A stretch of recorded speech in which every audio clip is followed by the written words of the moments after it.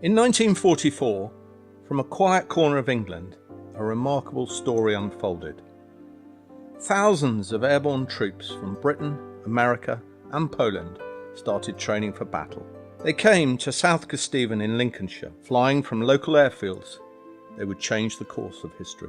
These were the men who parachuted and glided into action in the momentous battles of D-Day and Arnhem.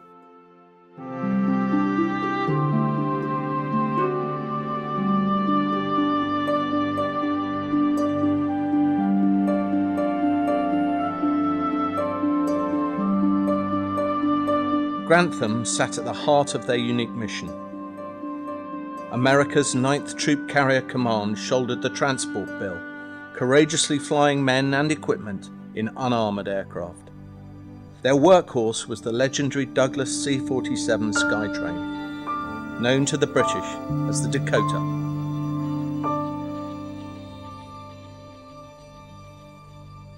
Picturesque market towns, stone villages, stately homes and ancient taverns serving fine English ales. These were the memories they took with them, memories of a free country. The former RAF North Witham, known as Twyford Wood, has a special story. Late on the 5th of June, specialist American Pathfinder paratroopers flew from here to Normandy. They dropped behind enemy lines to lay markers for the inbound airborne invasion. The assault of Fortress Europe was underway. The airfield remains profoundly evocative, its runways still accessible to walkers. Over the following hours, American aircraft flew from airfields at Saltby, Fulbeck, Barkston Heath, Folkingham, Spanhoe, Cottesmore and North Witham. They dropped more than 6,000 paratroopers into Normandy. It was the turning point of the war. A few weeks later came Operation Market Garden, a bold, audacious plan to seize key bridges over the Rhine near Arnhem. If successful, it would have given the Allies a clear route to Berlin and ended the war by Christmas. It was an enormous Allied operation with thousands of British, American and Polish troops flying into battle from local airfields. On the 17th of September 1944, men of the 1st British Airborne Division climbed aboard mass C-47 aircraft at Barkston Heath, destined for Arnhem. They bore the weight of expectation, and they would face the brunt of the fighting. Saltby today enjoys a different airborne function. It's the home to the Buckminster Gliding Club, offering flights to experience takeoff from its historic runway. The British 1st Airborne Division was based at Fulbeck, and both Fulbeck Manor and Fulbeck Hall formed Major General Roy Urquhart's divisional headquarters.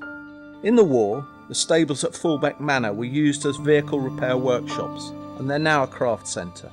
In the iconic film A Bridge Too Far, General Urquhart, pictured here in Fulbeck and outside the Hartenstein headquarters in Arnhem, was so memorably played by Sean Connery. The men who never returned are remembered across South Kesteven. In Caythorpe, St Vincent's Church remains the spiritual home of 216 Parachute Signal Squadron.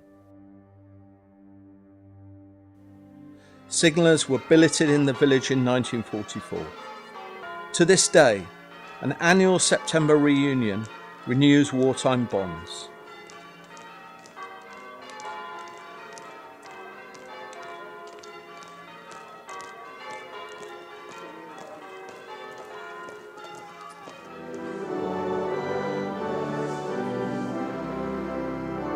The church's Arnhem aisle and donated stained glass windows bear testament to the enduring affection between the locals and their heroic lodgers. Easton Hall hosted troops from the British 2nd Parachute Battalion. Under the command of Lieutenant Colonel Johnny Frost, they famously held the bridge at Arnhem through more than 3 days of brutal combat. Lieutenant John Grayburn, billeted on the Eastern Estate during 1944, was posthumously awarded the Victoria Cross for bravery. The hall was demolished in the 50s, but 12 acres of beautifully restored gardens at Eastern Wall Gardens remain. Hollickston Manor near Grantham is now the British Study Centre for the American University of Evansville. It's no coincidence. Various British and American airborne troops were billeted here. In March 1944, King George VI came to meet the men of the Royal Army Service Corps. Like many units, they left numerous echoes of their presence.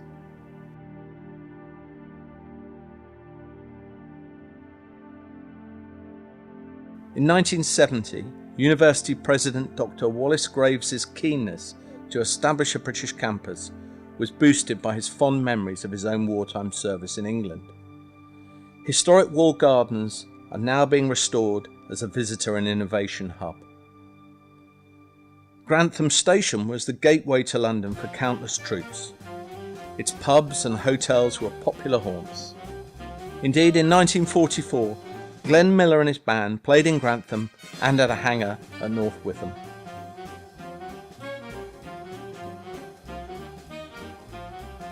And in the magnificent Stoke Rochford Hall, the final planning for the attack on Arnhem Bridge was conducted by Lieutenant Colonel Johnny Frost and his 2 para staff.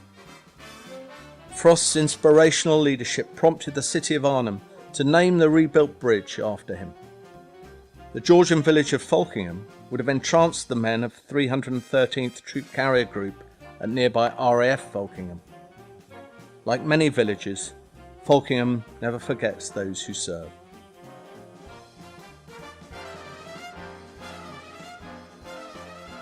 More than 1,000 Polish troops were stationed in and around Stamford. Rock House was the headquarters for the 1st Polish Independent Parachute Brigade. And the town has memorials to their presence, including one for their mascot dog, Smokey. Such a small district, such a unique role in World War II, in 2 of the most significant military milestones of 1944. We salute the sacrifice of those men who fought for our freedom. Now, for the first time, we recognise what happened in South Kesteven before they left, many never to return.